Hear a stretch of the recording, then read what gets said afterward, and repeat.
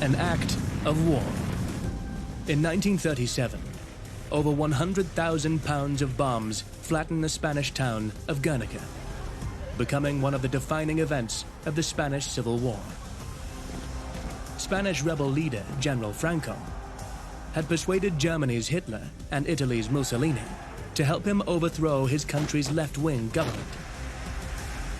Their support would be critical in bringing about a nationalist victory and putting in place a dictator who would rule Spain for nearly 40 years.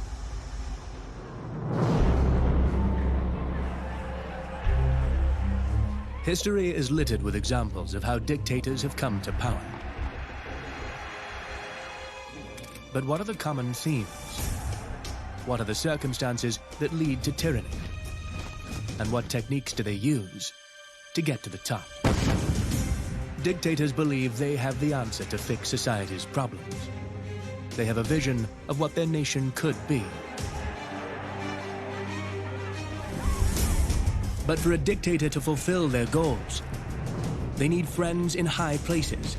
They need to be backed by the elite. And they require a bankroll to support their singular vision. They need to follow the money.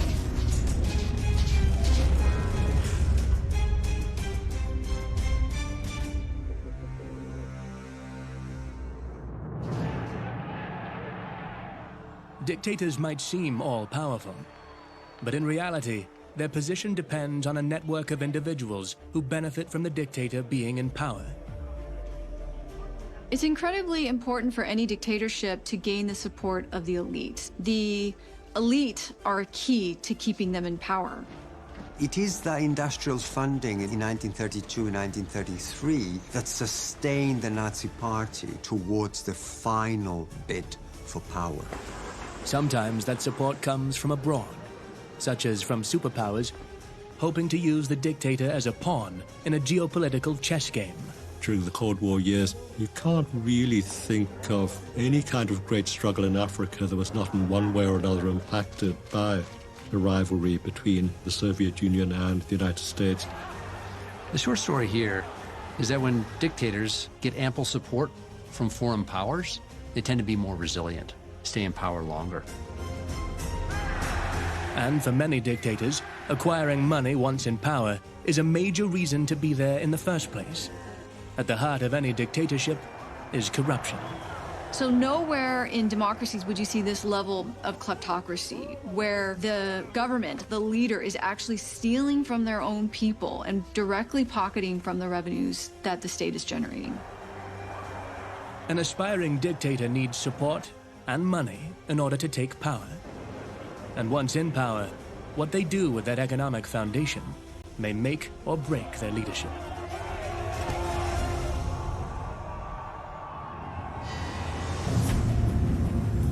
General Franco's rise to dictator began during the Spanish Civil War in 1936. The battle between General Francisco Franco's right-leaning rebels and the leftist Republicans revealed the vital importance of leaders having like-minded allies that they could depend on.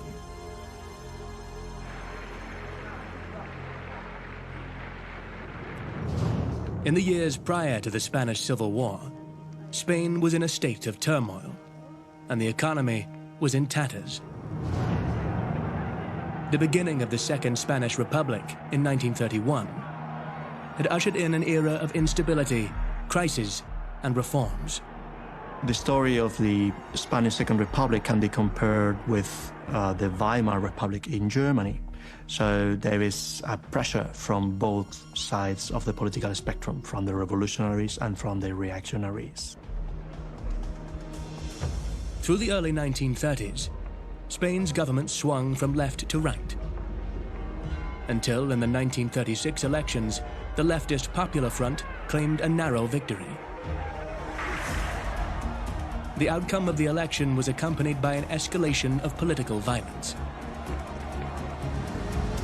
And a group of high-ranking military officers decided they had seen enough.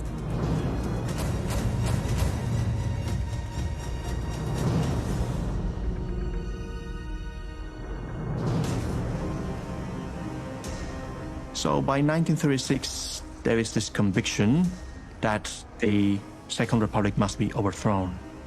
There are elections in February 1936 that come to be a contest between left and right, between fascism and anti-fascism. There are two coalitions, and the outcome of the elections gives the victory to the left, to the anti-fascist Popular Front. Now, this victory leads to a Republican democratic government where there are no socialists, no communists. That doesn't matter for the reactionaries, who immediately start to conspire to organize a coup d'etat. The coup takes place in July and is led by a group of senior army officers, including future leader Franco. Franco had effectively been exiled to the Canary Islands by the Popular Front government and was the last general to get involved. The uprising is planned to be simultaneous in all Spanish regions. Now, this coup d'etat is only successful in some regions, mainly in the areas that were more inclined to conservatism. Still, they succeeded in taking much of Spain's western half. These right-wing rebels came to be known as the Nationalists, while the leftist government forces were dubbed the Republicans. So began the Spanish Civil War, which would devastate the country over the next 3 years.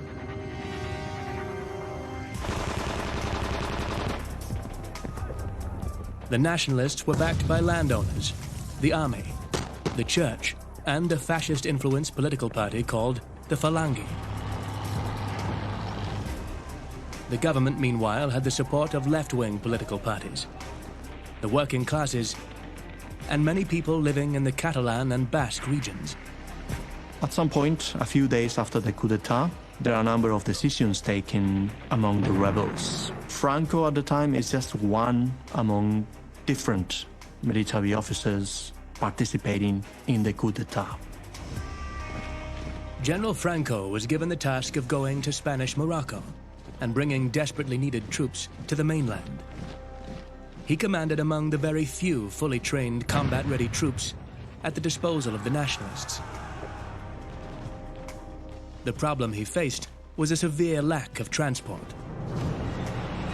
Franco realized that to move his men, he needed the support and resources of other countries, like Nazi Germany and Fascist Italy. He approached the Italian and German consuls in Tangier and sent emissaries to Berlin and Rome. Franco may well have exaggerated to both governments the role he played within the nationalist leadership.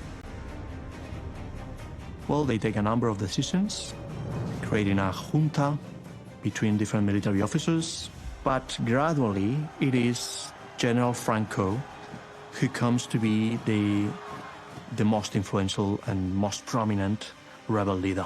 And in this process is crucial the support Franco obtains from Hitler and from Mussolini. Hitler and Mussolini will be very quickly sending planes and military advisors to Franco. Hitler takes the decision to intervene in Spain on 24-25 July 1936. The following day, Mussolini agreed to provide similar support.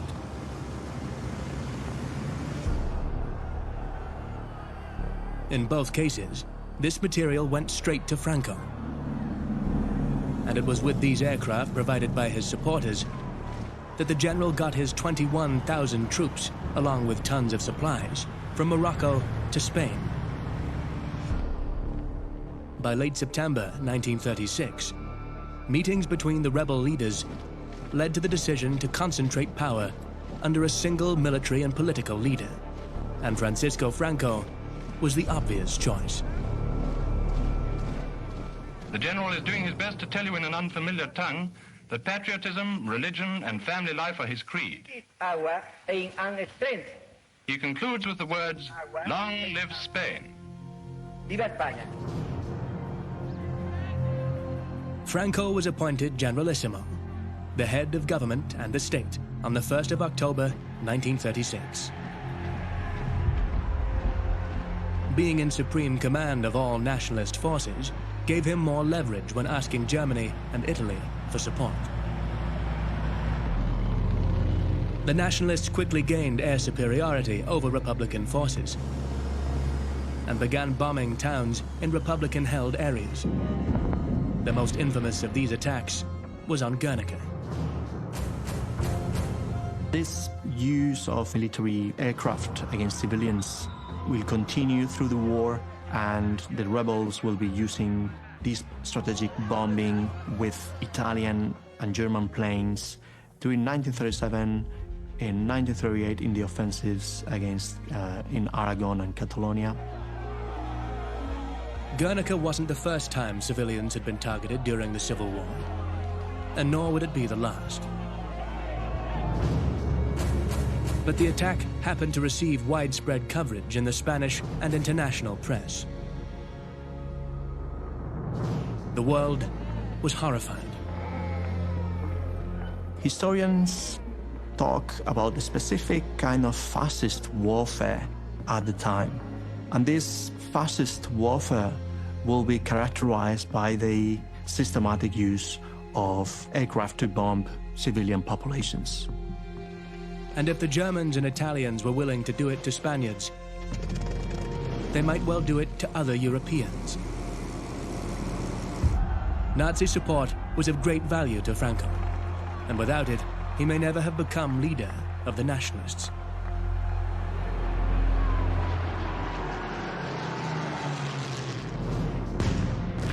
The Spanish Civil War lasted from 1936 to 1939. It was clear to world leaders that it was in effect a proxy war between the emerging fascist powers on the one hand and democracy and communism on the other. Many of these leaders were concerned that if they got involved, it would conflagrate into a world war. France and Britain will be reluctant to have any intervention at all in what is happening in Spain, which all consider was benefiting Franco and his fascist supporters.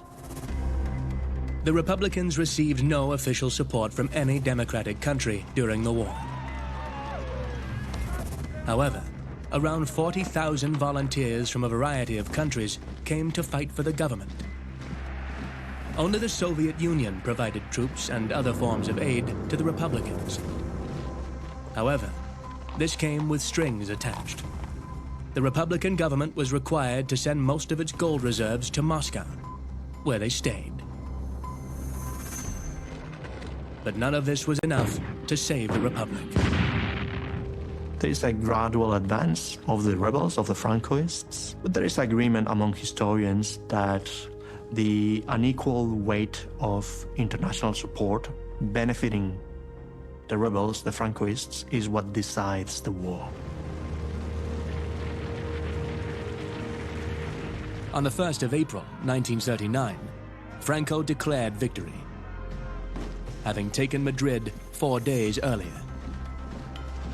The Francoists had won a civil war that claimed the lives of 500,000 people. So began the dictatorial regime that lasted until Franco's death in 1975. The support from international backers was instrumental to Franco's victory in the war. But the practice of major powers propping up dictators in other countries wouldn't become commonplace until the Cold War, over a decade later. In the aftermath of the Second World War, geopolitical tensions between the United States and the Soviet Union loomed over the world. Smaller nations found themselves caught between the two superpowers as they exerted their influence through external support and proxy conflicts. One such nation was Cuba. In 1959, Fidel Castro overthrew the right-wing dictatorship of Fulgencio Batista and seized power. Castro turned Cuba into a communist state that would prove a thorn in America's side for decades, and a useful strategic asset for the Soviet Union. the island nation soon found itself very much on the front line of the Cold War. Both the US and the Soviet Union were trying to extend their sphere of influence and contain one another. So from the West standpoint, the dictatorships that were supported were those that made clear their opposition to communism. The Soviet Union also wanted to support the communist countries and satellite states, such as Castro's Cuba. The United States had been among the first to recognize Castro's regime. But when Cuba nationalized US-owned oil refineries, it abruptly backtracked, imposing an economic embargo that persists to this day. Happily for Castro, he was able to get support from elsewhere. Cuba was very strategically important to the Soviets because it was only 90 miles off the coast of Florida. And they offered millions of dollars to keep the Cuban economy afloat as it embarked on this communist revolution. From 1960 until the collapse of the Soviet Union 30 years later, Moscow did everything it could to prop up Cuba. This mostly involved selling Castro cheap fuel and machinery, while buying Cuba's sugar for vastly inflated prices. It also involved investing heavily in Cuba's military. From 1980, these subsidies were worth nearly $5 billion annually. It's likely that Castro was genuinely dedicated to improving the lot of Cubans and making his country a player on the world stage. And as far as dictators go, he wasn't especially murderous or brutal. But his consistent and very public loathing of the US and failure to properly manage the economy meant poverty was the chief characteristic of life in Cuba under his regime.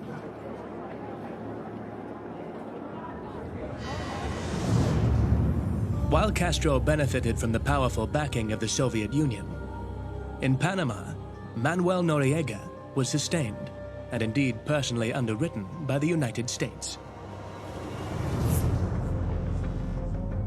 Noriega was dictator of Panama from 1983 to 1989. And if Castro was patriotic and well-intentioned, for Noriega, it was all about the grift and corruption. As a young army officer, Noriega supported a coup orchestrated by Colonel Omar Torrijos in 1968. Because the Panama Canal runs through it, the US wanted the Central American country to be stable and dictator-compliant. Torrijos ultimately made Noriega head of military intelligence. Noriega rose through the ranks of the military, and from the 1950s, he was actually on the CIA payroll.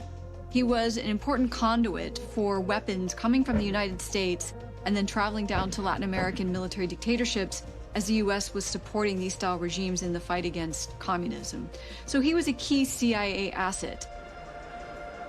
However, Noriega was also selling intelligence to other countries, as well as taking kickbacks from narcotics dealers, including Pablo Escobar, who were laundering money through Panamanian banks. In 1981, Torrijos was killed in a plane crash.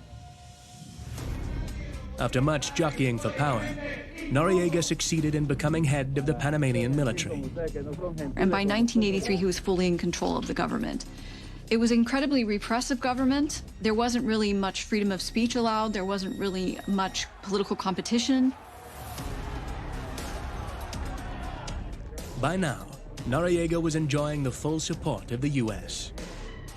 He was useful because the Reagan administration was on a mission to roll back communism in Latin America. And Panama was a regional hub for the trafficking of weapons, money, and intelligence. The Reagan Doctrine revived the old idea that communism was a menace and had to be contained wherever it was. Reagan now believes he has the edge on the Soviet Union and is free to assert US power more openly. So in many of these right-wing dictatorships or anti-communist dictatorships, foreign aid was absolutely key to propping up their regimes. They wouldn't survive without this aid. And as millions of dollars of both military and economic aid flushed into these countries, they used it to keep their elites happy and to ensure their own political survival. Noriega, however, became too brazen with his power, and this would be his downfall. And you started to see him engaging more and more in drug trafficking, and while the U.S. was willing to look the other way for a long time, at some point they felt he'd gone too far.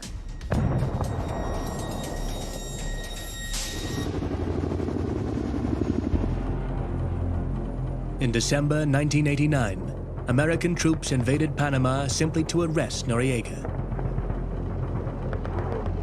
The invasion took only a few days, but hundreds, possibly thousands of civilians were killed. Noriega surrendered and was taken to Florida, where he was tried and jailed for drug trafficking and money laundering.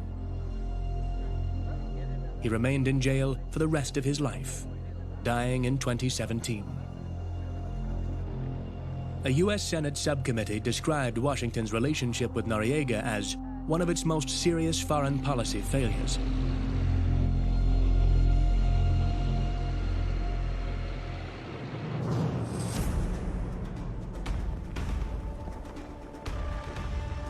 But American support for dictators, no matter how corrupt, was a mainstay of its foreign policy during the Cold War. And not just in Latin America. In 1960s Central Africa, another dictator found themselves benefiting from the support of the United States, and similarly twisting it for their own gain. While corruption is not uncommon amongst dictators, few embody it with as much gusto as Mobutu Sese Seko, who was president of what is now the Democratic Republic of Congo from 1965 to 1997.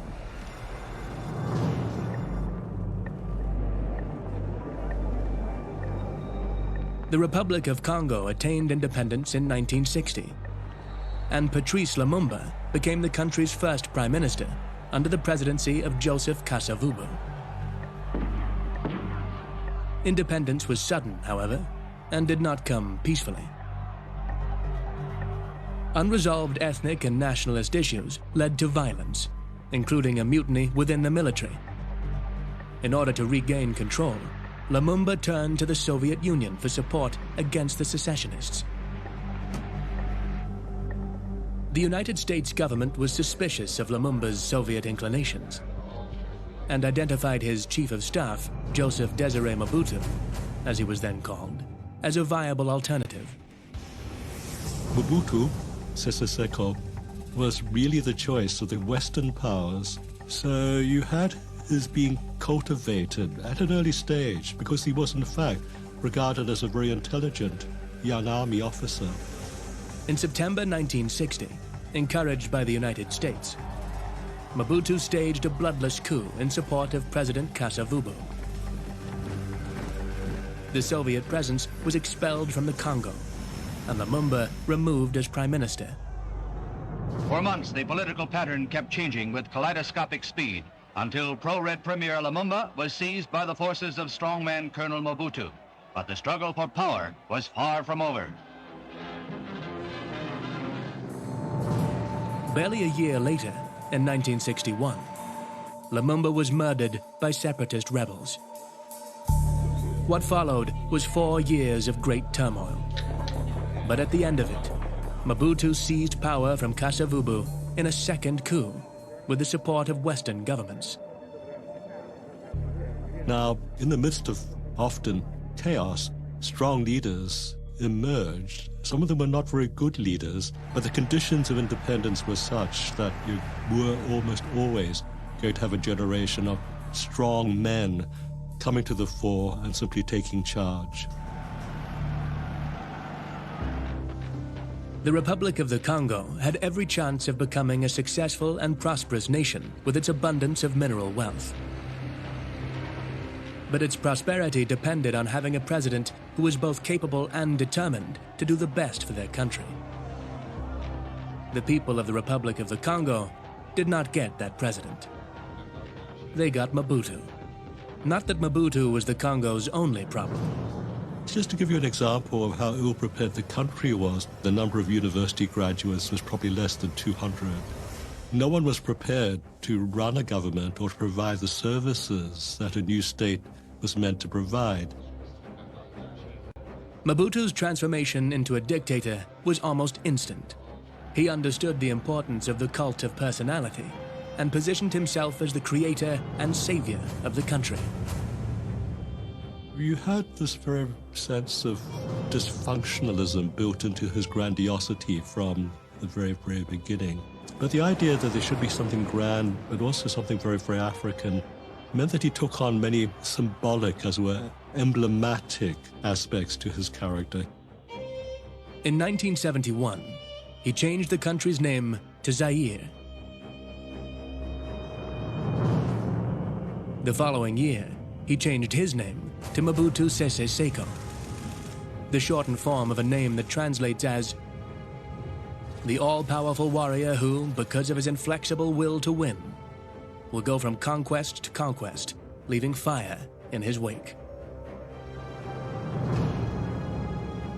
He began wearing a leopard skin pillbox hat, and he began wearing, on top of very carefully tailored Western, but not quite Western clothes, sort of like a very, very Savile Row meets Chairman Mao type of tailoring. It's led the president's critics, both inside and outside Zaire, to see him as a leader with more style than substance.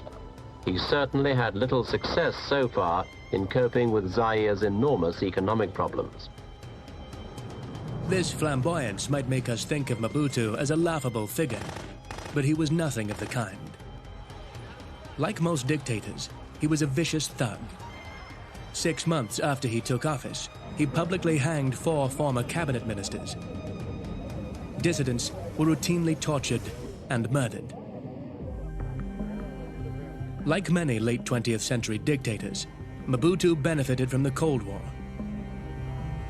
For most of his reign, Mobutu received support from the US, who saw him as a bulwark against communism.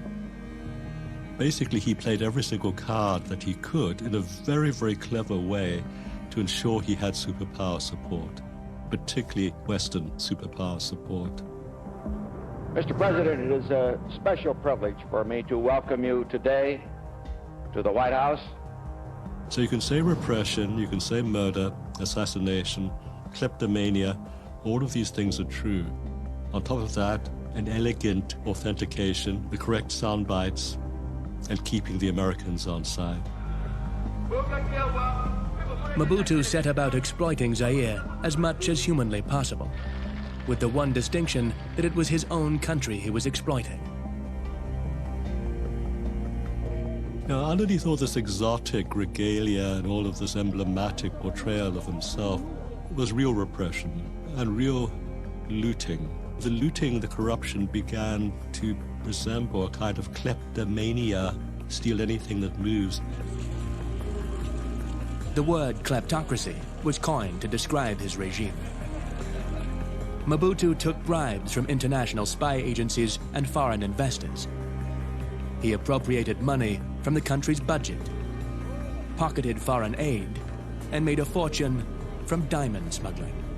The effect of Mobutu's kleptomania was ruination of the economy, resulting in widespread death and suffering.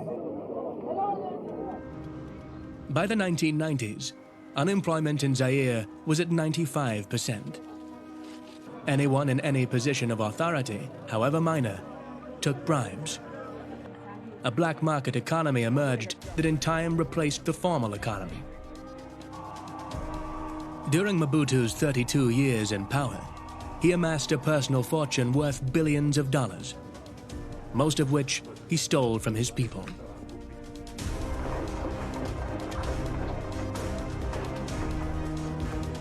The end came in 1997, while Mobutu was being treated for cancer in Switzerland. Rebel forces under Laurent Kabila marched on the capital, Kinshasa, and took over the country, renaming it the Democratic Republic of the Congo, or DRC. Mobutu died shortly afterwards in exile. The regime crumbled quite quickly, like a house of cards, a house of very elegant cards. You know, the joker always wore a leopard skin, for instance. And with Mobutu himself, sick, obviously about to die, there's no binding force anymore.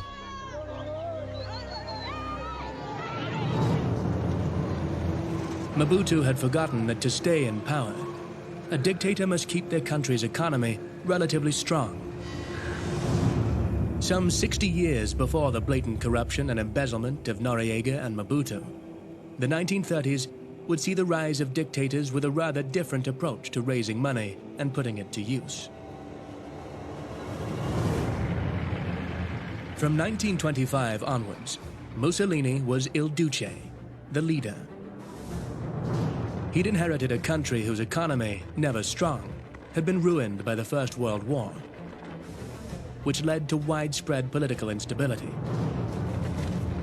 Mussolini offered Italians, including its elites, the stability they craved.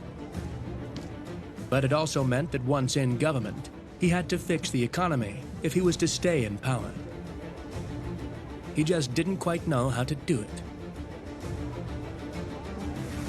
There are two sides to fascist economic policy in Italy. One could say that in the 1920s, the beginning of fascist rule, up until 1927. Fascist rule is, in many respects, a continuation of previous liberal policies. From 1927 onwards, the fascist state and the fascist economy are corporatist. And corporatism is in many ways a fascist response to socialism, because it tries to fight against the socialist dogma of class struggle. Corporatism is the exact opposite of class struggle. It's about uniting national economies. The fascist conception of life, said Mussolini, stresses the importance of the state and accepts the individual only insofar as his interests coincide with the state. There had been a lot of strikes and lockouts during that turbulent period just before he came to power. But he thought that with the introduction of his corporations, that industrial relations would enter a new era. And essentially what the corporations were syndicates of employees and employers coming together to form corporations in each key sector of the economy. Now, in the end, they weren't as effective, let's say, as he'd hoped. In fact, these policies proved to be counterproductive, reducing Italians' standard of living and pushing the country into monstrous debt.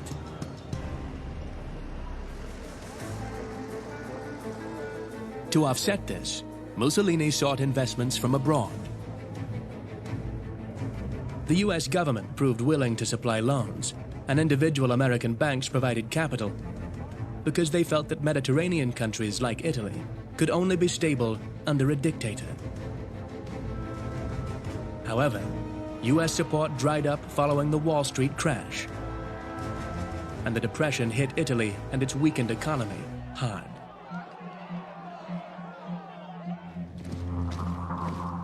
But what really devastated the Italian economy was Mussolini's military adventures, which were attempts to realize his dream of recreating the Roman Empire. These included the support he provided to Franco in Spain and Italy's invasion of Ethiopia.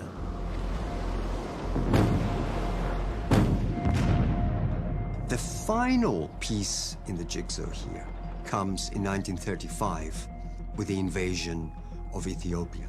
The invasion of Ethiopia prompts the international community to implement sanctions against Italy. So this is a big change in Italian economy.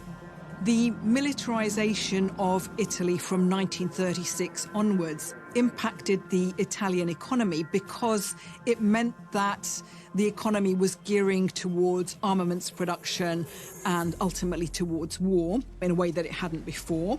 And this had an impact on the production of consumer goods and foodstuffs. Mussolini's experiments with economic fascism and his runaway spending on massive infrastructure projects and military buildup led Italy to almost complete economic failure. Fellow fascist dictator Adolf Hitler had a more shrewd approach to raising funds and reforming his nation's economy.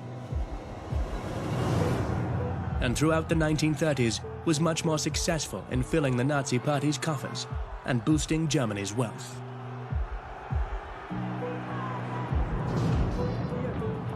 Adolf Hitler was appointed Chancellor of Germany in January 1933.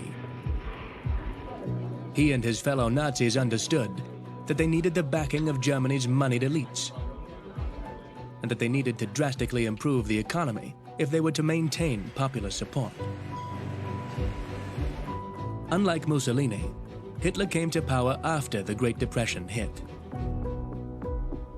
And nowhere did that seismic event hurt people more than in Germany, a country already crippled by massive war reparation payments. Hyperinflation rendered people's savings worthless. By 1932, about 1/3 of working-age people were unemployed.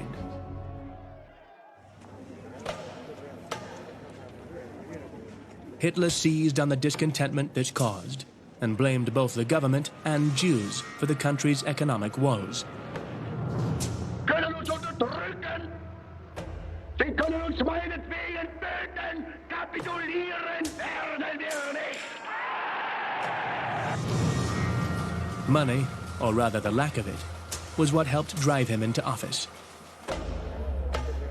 The existing governments, and there was a succession of them in 1932, simply couldn't deal with the economic, political and social crisis. And then we've got the Nazi Party has been rising up very much, become the largest party in the Reichstag.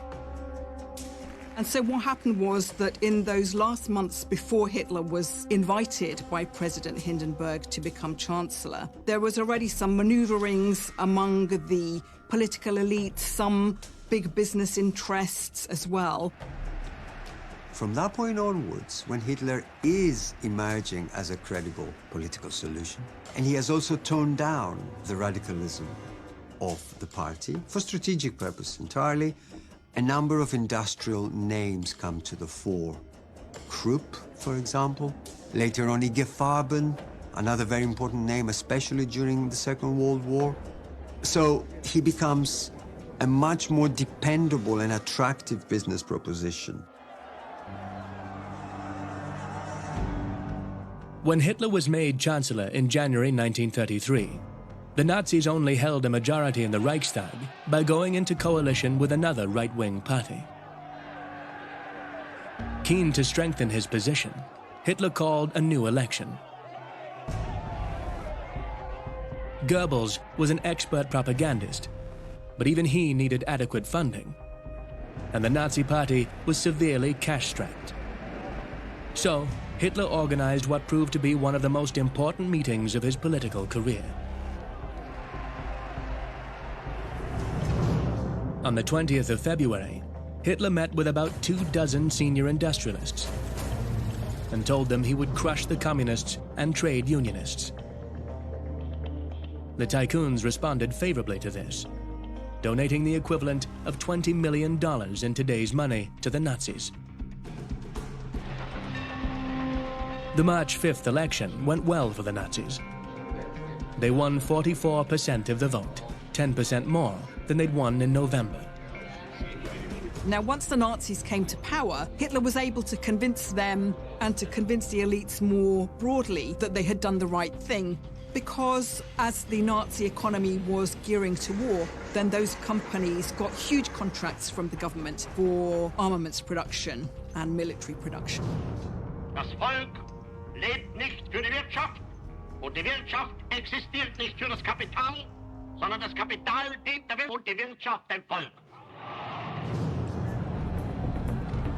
Since the First World War, Germany had been in a state of constant flux and deep economic uncertainty.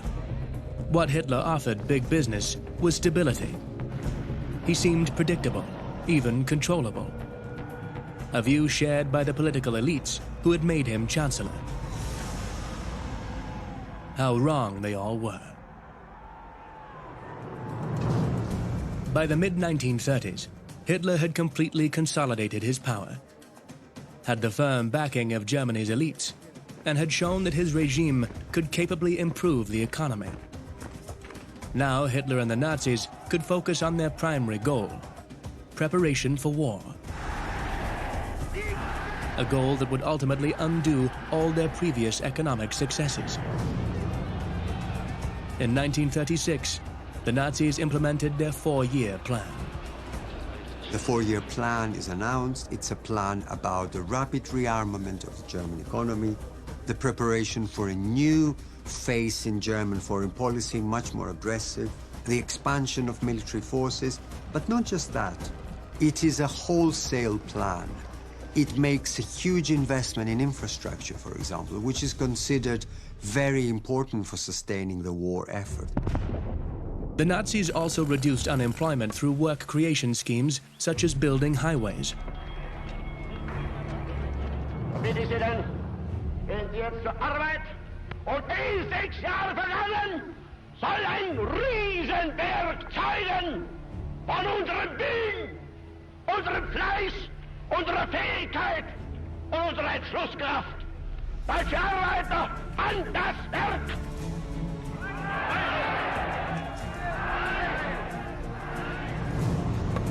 They were able to drastically improve the economy, boosting their popularity and putting Germany on a solid war footing. But of course, even this apparent boon for the German people had a dark side. There's a final undertone to the 4-year plan, and that has to do with ideology. Although not explicitly linked to the 4-year plan, there's already an economic policy underway from the very first moment the Nazis come to power, and that's the so-called Aryanization of the economy, which is part of Nazi anti-Semitism. It's about purging Jews from the running of the economy. The Nazis' economic policies and the support of the German industrial elite for the regime would not have a happy ending. The earlier economic successes would eventually make it possible for Hitler to wage war, an attempt to fulfill his imperial and racist goals. 6 decades later, an authoritarian leader rose to power in Russia who would have similar success in cultivating a nation's elite and funneling money towards interests that were not always to the benefit of the state. Vladimir Putin's Russia emerged as an economic success story in the early 2000s. But its rise in financial fortunes has not been without its share of controversy and corruption.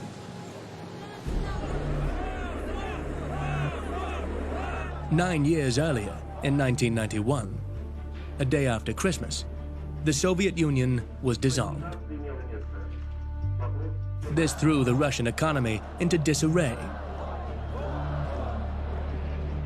To remedy this, Russia's first elected president, Boris Yeltsin, was determined to move the country to a market economy. He introduced a program called shock therapy, which he hoped would jolt Russia into embracing capitalism. This began with lifting price controls, but the result was hyperinflation. One of the hallmarks of Yeltsin's administration was its complete corruption, and he had been part of the set of people who had basically sold off the ownership of so much that was part of the Russian state to people who became known as oligarchs.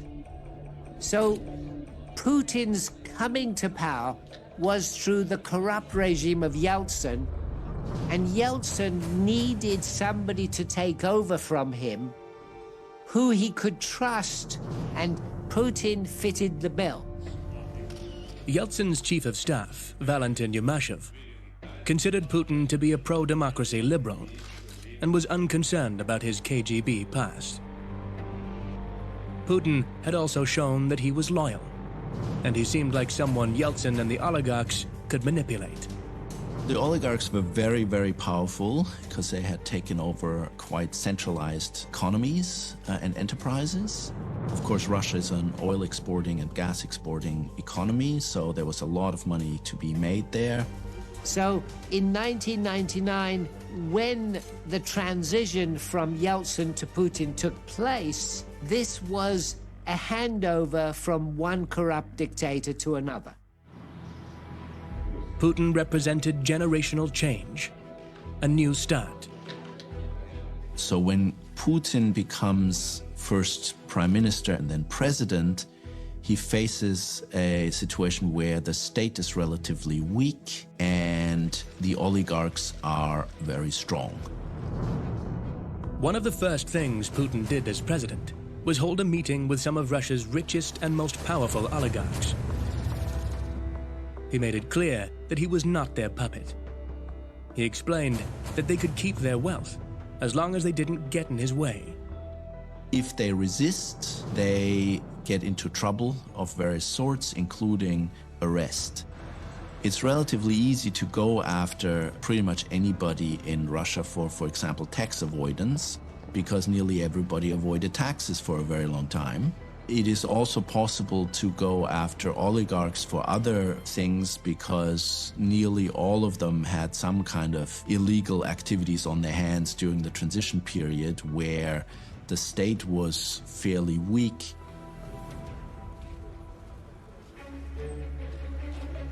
Putin had those oligarchs who did get in his way arrested, exiled, or killed. If, as an oligarch, you stayed on the right side of Putin, he made your life easier by removing a lot of the competition. In the course of a decade, the Russian government raided a third of Russian businesses, sending 70,000 people to jail on trumped-up charges. The government then seized their assets. Meanwhile, Putin remained popular with many Russians because he was credited for turning around the economy. Oil and gas are the country's main exports, and prices for these commodities were on the rise. From his position of power, Putin decided to enrich his friends from his early years, and especially from his KGB days. These were men he trusted implicitly. They became known as the Siloviki, which means men of force. The original power base of Putin and Putinism, if you like, is what is described as the power ministries, that is the FSB, the former KGB from which he hails, and the army.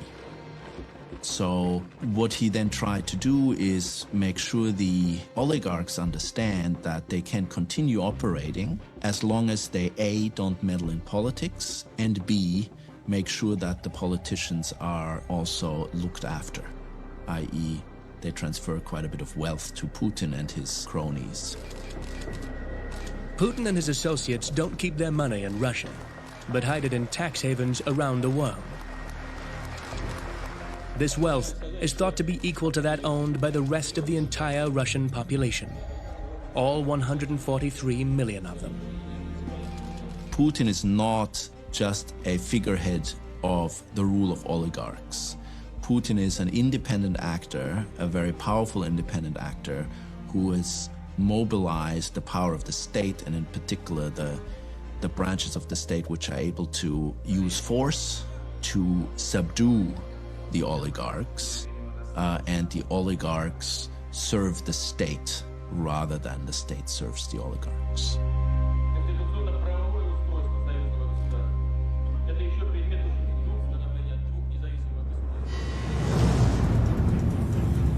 Dictators over the last century have shown us that any dictator who wants to stay in power must understand the power of money.